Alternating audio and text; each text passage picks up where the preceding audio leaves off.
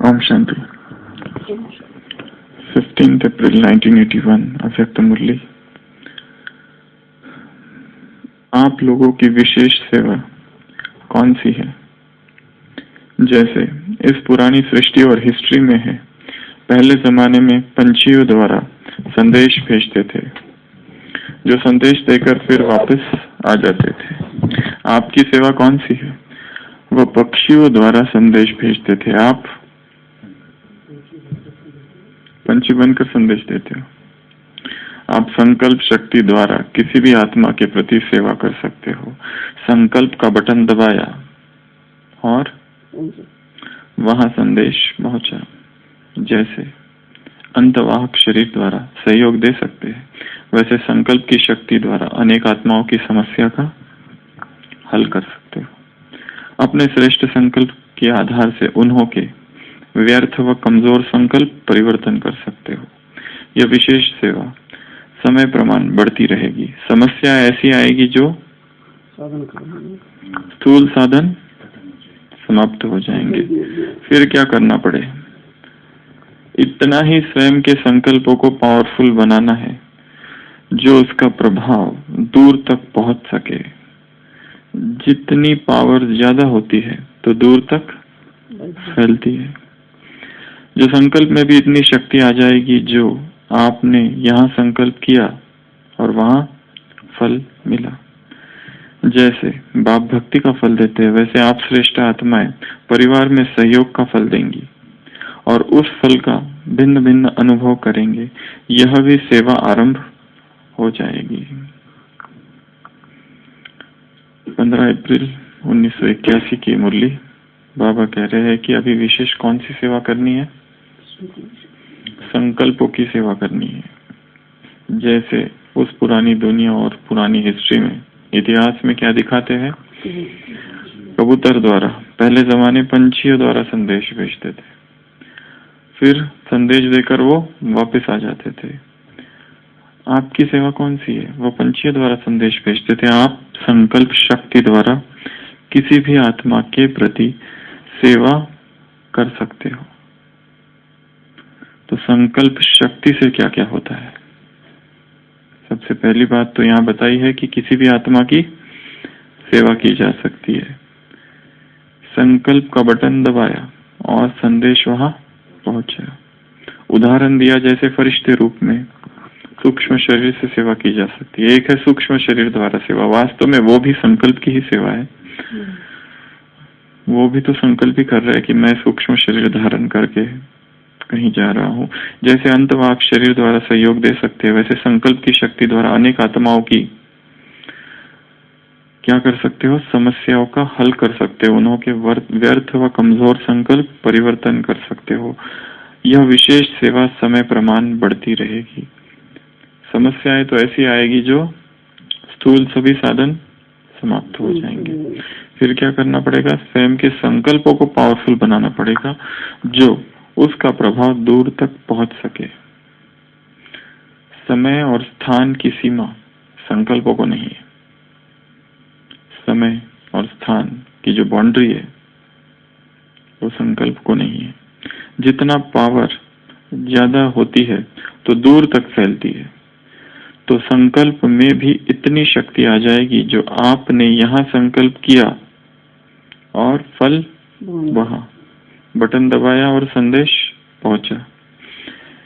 उदाहरण दिया, बाप भक्ति का फल जैसे देते हैं, वैसे क्या आप सहयोग का फल देंगी। श्रेष्ठ आत्माएं परिवार में सहयोग का फल देगी और फिर आत्माओं को अलग अलग भिन्न भिन्न अनुभव होंगे। यह भी सेवा आरंभ हो जाएगी।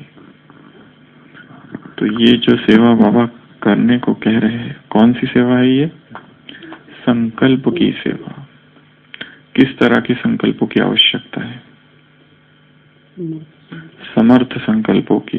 समर्थ युग है, समर्थ बाप है, तो जैसा बाप जैसा समय वैसे ही बच्चे समर्थ। व्यर्थ से जैसे किनारा हो जाए। तो समर्थ संकल्पों की रचना करना, क्रिएट करना। फिर से मन पर मन की चर्चा। मन के दो क्षेत्र हैं, दो भाग है जिसमें वो कार्य करता है, चेतन अवचेतन, conscious subconscious, objective subjective, male mind female mind, बाह्य मन अंतर मन,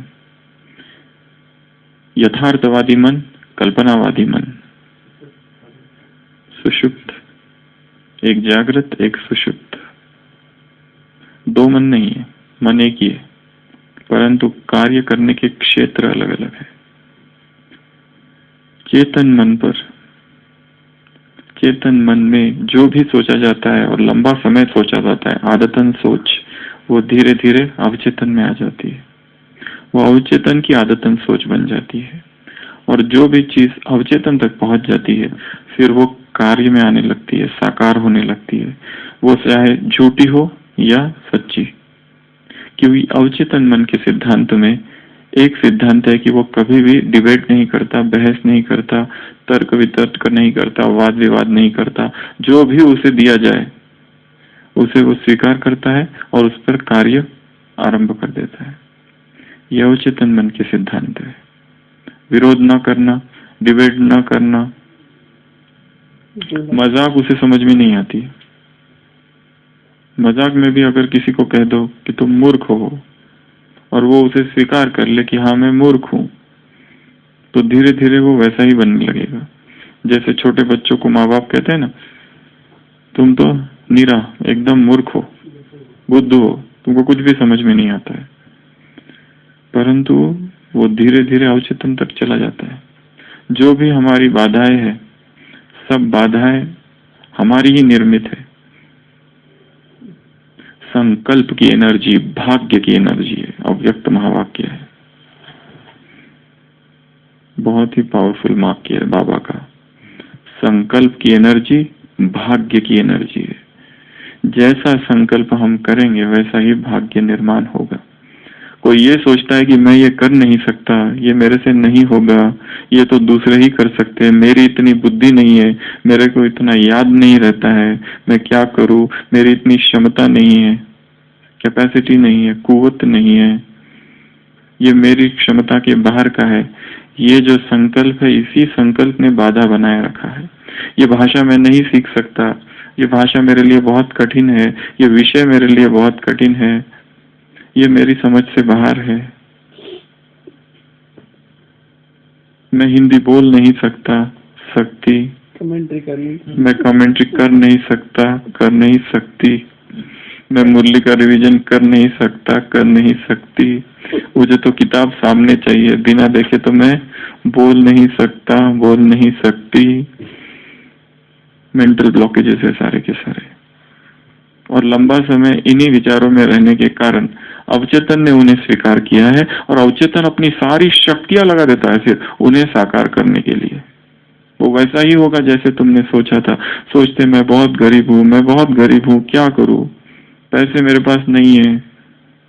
देखो दूसरों के पास कितने पैसे हैं, दूसरे कितने अच्छे, सब आराम से ऐशो आराम से रहते, मेरे पास तो पैसे ही नहीं है। ये संकल्प धीरे धीरे धीरे धीरे उन्हीं संकल्पों को आकर्षित करता है जो कि इस प्रकृति में है, इस वातावरण में, और फिर घटनाएं निर्माण होती है वैसी, और गरीबी आएगी। इसके लिए अमीर बनना है तो संकल्प करना है मैं पहले ही बहुत अमीर हूँ, मैं बहुत अमीर हूँ। ये लौकिक की बात है, परंतु ज्ञान में अमीर अगर ज्ञान की भी बात करें तो मैं संपन्न आत्मा हूँ। बाबा ने ऐसे ही संकल्प दिए सारे, तुम संपन्न हो, तुम समान हो, तुम समीप हो, तुम बाप समान हो, तुम उड़ता पंछी हो, दूर दूर तक दिखता नहीं, तुम हो। ये स्वीकार करा लेना मन को। धन्यवाद की जो विधि है, थैंक यू वाली जो हीलिंग पावर में बताई थी नीचे, वो धन्यवाद की विधि जो है हेल्थ से रिलेटेड वो है। अगर हम बीमार हैं तो भगवान को रोज धन्यवाद करना कि हे प्रभु आपको धन्यवाद, मैं ठीक हो गया हूँ, मुझे ठीक करने के लिए धन्यवाद। ठीक हुए नहीं है, पहले से ही धन्यवाद इसलिए कि मैं ठीक हो गया हूँ, थैंक्स उसके लिए। बहुत बहुत धन्यवाद। अपनी कोई भी हमारी इतनी अनंत शक्तियां है, हमें अनंत शक्तियां, इतनी शक्तियां कि हम सोच नहीं सकते। ये सब हमने अपने संकल्पों के द्वारा, शायद हमारे माँ बाप ने, शायद जिन परिस्थितियों में हमने जन्म लिया उन परिस्थितियों की वजह से, शायद जिन लोगों के बीच हम रहे उन लोगों ने हमारे मन में भर के रख दिया है ये, और उसको बहुतों ने पोषित किया है। तो जैसे कि उस किताब में ही ये वर्णन दिखाया है, एक व्यक्ति है जो जहाज पर खड़ा है, उसे बहुत भयभीत है, बहुत डर लग रहा है, उसको पता है कि उसको उल्टी होगी, जहाज अभी चालू होने वाला है, मोशन सिकनेस।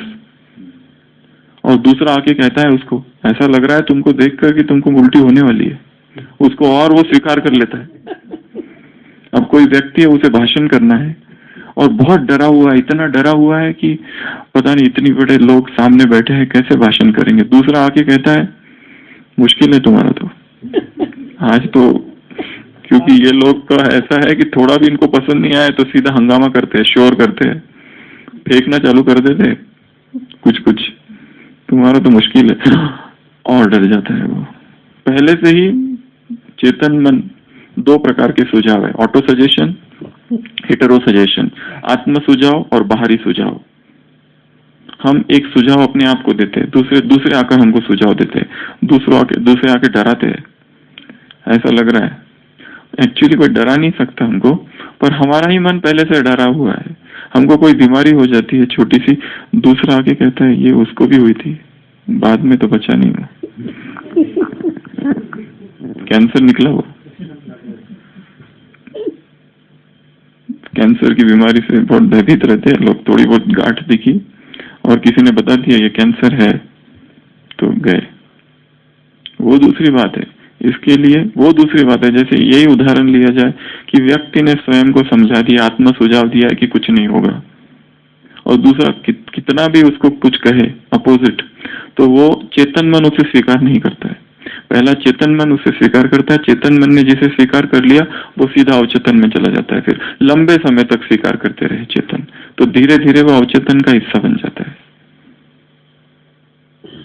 इसी तरह बीमारियों का जन्म होता है। तो प्रश्न ये है, संकल्प शक्ति से क्या क्या किया जा सकता है।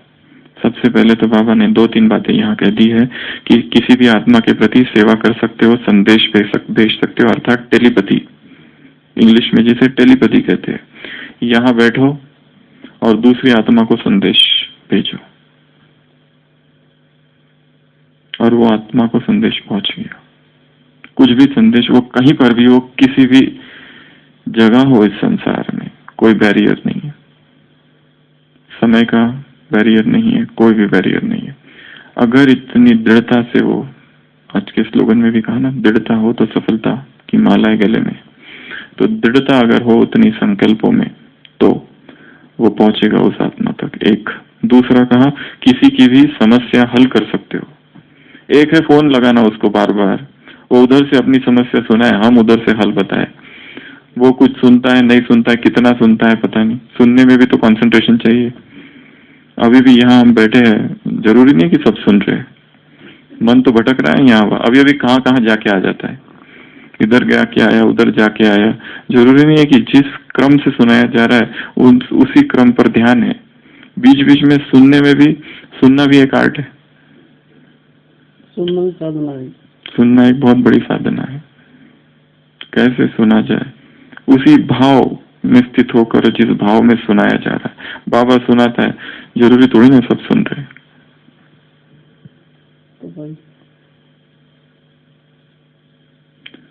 तो सुनना, तो समस्याओं, किसी दूरस्थ आत्मा, सुदूर बैठी हुई आत्माओं की समस्या को यहाँ बैठे हम हल कर सकते हैं संकल्प से।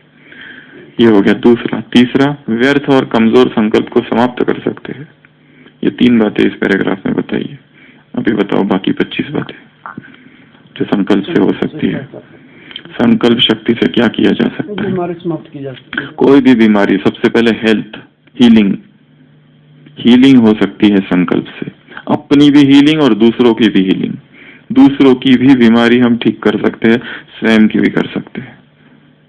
संकल्पों से, सकारात्मक संकल्प, एफर्मेटिव संकल्प, सकारात्मक घोषणा के द्वारा हम ये कहें, जैसे उसमें नीचे बताया था 9th मेथड जो एब्सोल्यूट मेथड, उसमें परम विधि वो एक्चुअली राजयोगी है, भगवान को अपने सामने इमर्ज करना, उसमें तो ऐसा लिखा है, और फिर वो सारी शक्तियां सामने की आत्मा को दे देना, या महसूस करना वो उन शक्तियों में डूबी जा रही है, प्रेम, स्नेह, शक्ति, शांति, आनंद, और उसको वो अनुभव होगा। तो किसकी तबीयत? दूसरों की तबीयत ठीक कर सकते हैं। डॉक्टर की।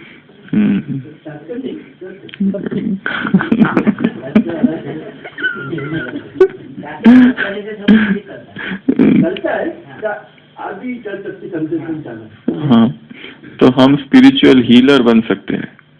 हीलिंग, रेकी एक विधि है हीलिंग की। कैसे रेकी करते हैं? रेकी अर्थात क्या? रेकी अर्थात टच थेरेपी, ये टच थेरेपी है और कुछ नहीं है। स्पर्श चिकित्सा, स्पर्श चिकित्सा, रेकी मास्टर्स होते हैं, स्पर्श चिकित्सा करते हैं। उसुई, उसुई कौन है जिसने रेकी निकाला? रेकी कहाँ से निकला? जापान से, परंतु जापान से नहीं निकला है, भारत से निकला है। भारत से तिब्बत, तिब्बत से चीन, और चीन से फिर जापान पहुंचा, और भारत से ही निकला है। क्यों, कहाँ से निकला? भारत से भी। महात्मा बुद्ध अपने भिक्षुओं के साथ जब जाते थे, इतनी लंबी लंबी यात्राएं करते थे, सबसे पहले the first master of reiki is Mahatma Buddha. उन्होंने अपने शिष्यों को, भिक्षुओं को ये सिखाया, अगर बीमार हो गए तो कैसे ठीक करना है। कहना है कि इस ब्रह्मांड में, ब्रह्मांड तो इसे नहीं कहते, पर भक्ति में या संसार में, इस संसार को ही ब्रह्मांड कहा जाता है। इस विश्व में यूनिवर्सल शक्ति है, वो शक्ति लेना और हीलिंग करना, वो शक्ति लेना और वो ट्रांसफर करना व्यक्ति के पास को, हाथों से, स्पर्श से। इन हाथों में वो एनर्जी आ जाए, और जिसको हाथ लगाए, शक्तिपात जिसको कहते हैं, जिसकी बहुत सारी ट्रेनिंग है, first grade training, second degree, first degree, ऐसी अलग अलग अलग कल्पना शक्तिपात, अलग अलग शक्तिपात है, उसकी लेवल से, ग्रेड से। तो ये ट्रेनिंग क्या, ये भी संकल्प शक्ति की है। ड्रगलेस थेरेपी, सबसे बड़ा ड्रग एक्चुअली जो है, मेडिसिन या दवाई जो हीलिंग करता है, वो है अवचेतन मन। Subconscious mind is the greatest medicine on this earth. वही सारी बीमारियां ठीक करता है, और कुछ ठीक नहीं कर सकता। तो एक है बीमारियां ठीक करना, एक दूसरा संकल्प शक्ति और क्या करती है? आत्मविश्वास, और आत्माओं का आह्वान करना, ठीक है। दूसरों को परिवर्तन करना, दूसरों के स्वभाव को, संस्कार को, वृत्ति को परिवर्तन करना संकल्प से हो सकता है। और संकल्प से ज्ञान सुनाना, चलो ठीक है। और वातावरण को, प्रकृति को पवित्र हम संकल्प से कर सकते हैं। कब तक? पर्यावरण का परिमार्जन और परिष्कार, दो शब्द है, परिमार्जन और परिष्कार, जो होता है वो संकल्प से हो सकता है। प्यूरिफिकेशन, क्लींजिंग, कैथारसिस जो होता है वो संकल्प से हो सकता है। पर्गेशन क्या संकल्प से हो सकता है। और प्राकृतिक आपदाओं समय आत्माओं को राहत पहुंचाना, परिस्थिति को भी परिवर्तन संकल्प से किया जा सकता है। और संकल्प से भूख को मिटा सकते हैं, भूख, प्यास, भूख से परे निकल सकते हैं, हो सकता है। और नींद को भी जीता जा सकता है संकल्प से। और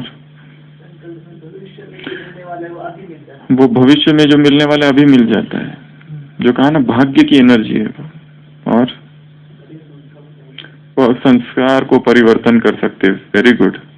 संकल्प से ही अगर संकल्प कर ले कि मुझे परिवर्तन करना है, स्व के भी दूसरों के भी, स्व के विकर्मों को विनाश किया जा सकता है, और एक दूसरों के विकर्मों को भी विनाश किया जा सकता है। ये बाबा ने कहा है कि ये अंत में होगा, तुम दूसरों के विकर्मों को विनाश करोगे। बहुत बड़ी बात है ये। एक तो यहाँ अपने ही नहीं हो रहे, वो दूसरी बात है। बाबा ने कहा है तुम दूसरों के विकर्मों को विनाश कर सकोगे एक दिन। संकल्प संजीवनी बूटी है जैसे कि। और वेल्थ, धन की प्राप्ति, हेल्थ की प्राप्ति, हैप्पीनेस, खुशी। संबंधों में खुशी क्यों नहीं है जीवन में? सभी ब्राह्मण कहीं ना कहीं दुखी है, पता नहीं क्यों। अटक गए। तो सुखी है। नहीं, वो तो हमेशा एकदम पावरफुल स्टेज रहती है उनकी, वाइब्रेंट। तो संकल्प से खुशी जो है, खुशी का हम आह्वान कर सकते हैं। तो है ही है। वातावरण में खुशी, हाँ, वो उससे भी आगे की स्टेज है। पहले तो खुद खुश रहना और खुशी की लहर फैला देना चारों ओर, वो कितनी ऊंची स्टेज है। एक साधु था, सूफी फकीर, क्या नाम था, बाईजीत शायद। उसका शिष्य, उसको जब मरने का होता है तो शिष्य उससे पूछता है, तुम सारी उम्र इतना खुश कैसे रहे, क्या राज क्या है? वो कहता है, मेरा जो गुरु था, पहले उसका नाम शायद अब्दुल्ला था, वो कहता है मेरे गुरु के पास, नहीं, गुरु का नाम अब्दुल्ला था। तो गुरु जब मर रहा था तब मैंने उनसे यही प्रश्न पूछा था। तो उन्होंने कहा था एक बात मुझे, कि सुबह उठते ही मेरे सामने दो मार्ग होते, सुख दुख। अब चुनाव मुझे करना है। इसे कहा जाता है चुनाव का नियम, लॉ ऑफ चॉइस।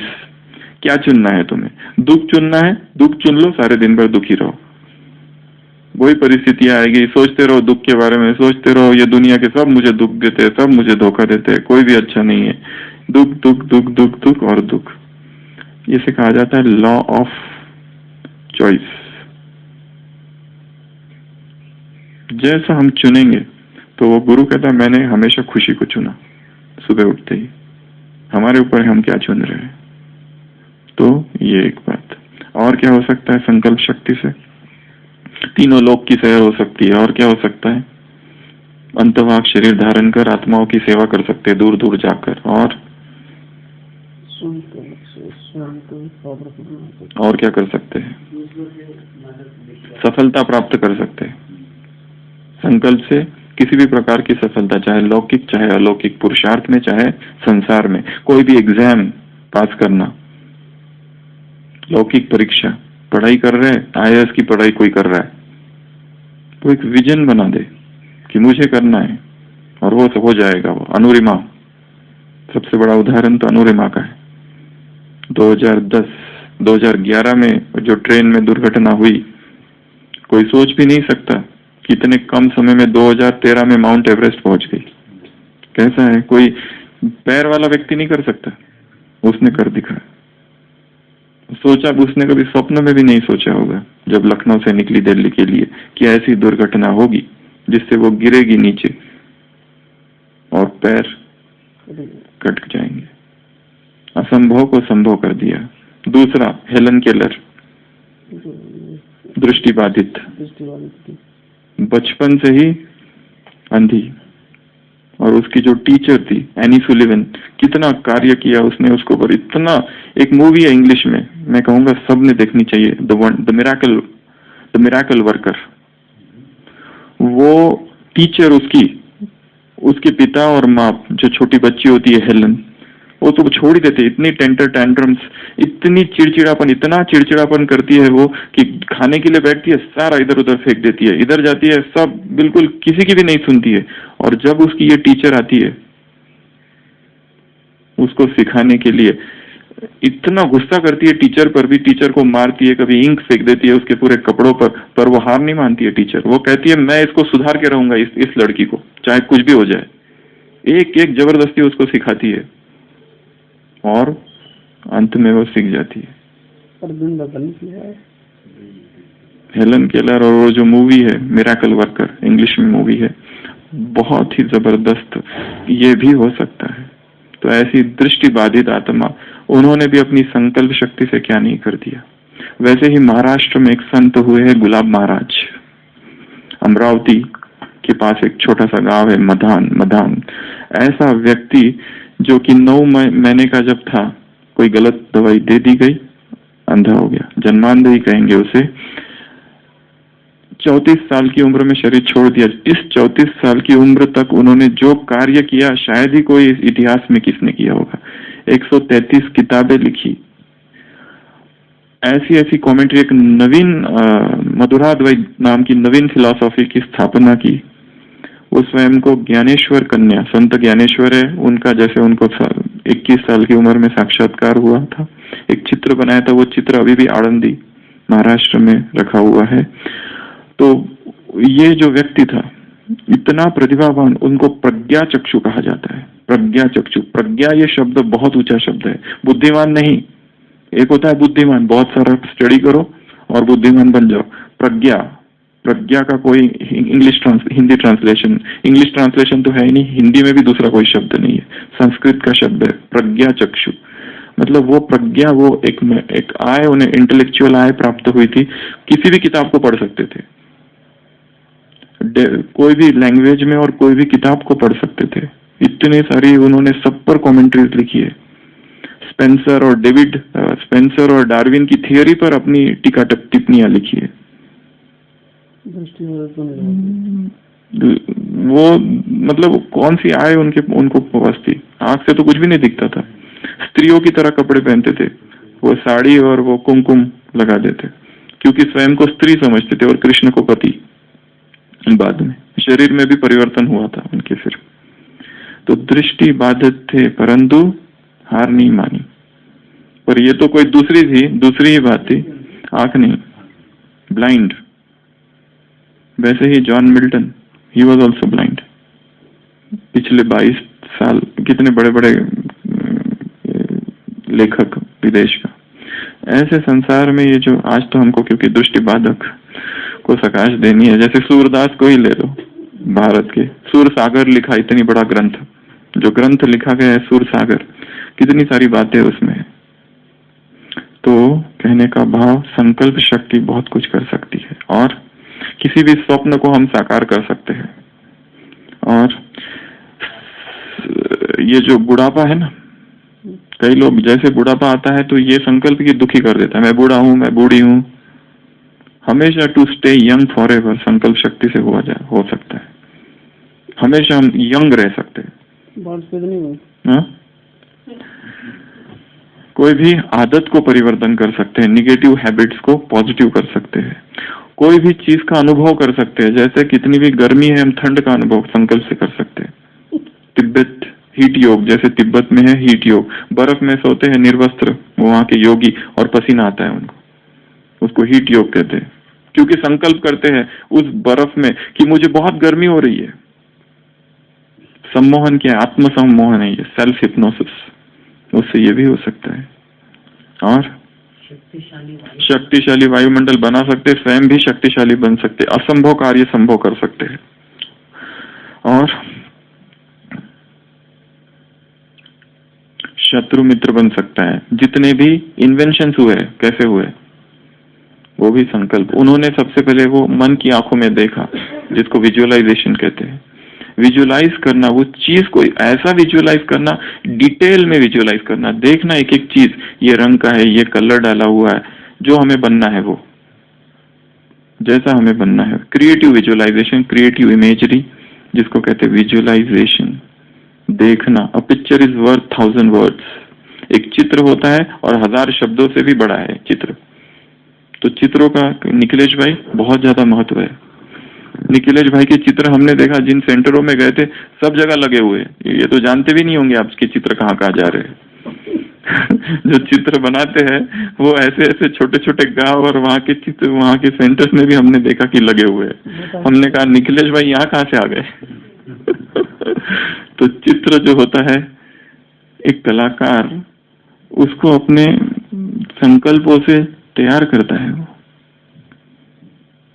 वो क्रिएटिविटी है, उसमें बहुत ज्यादा रचनात्मकता होती है। तो ये भी सब संकल्पों के प्रयोग है। इतनी सारी चीजें और बहुत सारी है, जिसको निकालना चाहे और बहुत सारी निकाल सकते हैं अव्यक्त मूल्यों से, संसार से। एक किताब है इंग्लिश में, क्रिएटिव विजुअलाइजेशन, शक्ति गवान। उसमें ये सारी बहुत सारी टेक्निक्स उन्होंने दी है, क्या क्या किया जा सकता है, कैसे विजुअलाइज करे चीजों को, कैसे सक्सेस को विजुअलाइज करे। जो बनना है, फरिश्ता बनना है तो कैसे ये होना चाहिए, और वो सोचना ये है मुझ में। स्वस्थ होना है तो सोचना ये स्वस्थ व्यक्ति है और ये मुझ में है। तो अब चलते हैं, उन सभी आत्माओं को सकाश देंगे जो इन आंखों से तो देख नहीं सकती, परंतु उनको तीसरी आंख तो है ही है, और उन आत्माओं को हम प्रकाश दे, उनकी जैसे ये तीसरी आंख जागृत हो जाए, खुल जाए और भगवान को देखने लगे। आत्मा तो देख ही सकते हैं, इन आंखों की आवश्यकता नहीं है। इस ज्ञान को समझने के लिए भी अगर वो तीसरी आंख खुल गई तो इस ज्ञान को हम ले सकते हैं। जो कल्प पहले वाली आत्मा होगी वो तो आना ही है, उसे इन आंखों की आवश्यकता तो इतनी नहीं है, क्योंकि वो संस्कार तो आत्मा में है, देवी देवता के वो सारे संस्कार तो आत्मा में है। इस वजह से तो चलते हैं उन आत्माओं को प्रकाश देने। ओम शांति।